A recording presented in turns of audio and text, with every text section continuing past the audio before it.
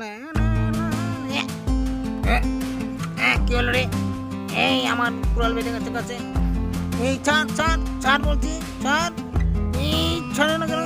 এই ছাড়ে না। এই আমার কুড়াল ছাড়। ওখানে আবার কি হলো?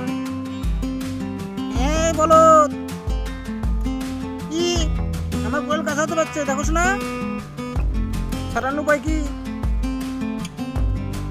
বুঝতে পারছি একটা গাছে কেটে ফেলতে হবে। হ্যাঁ এই এই এই এই এই এই কাট কাট।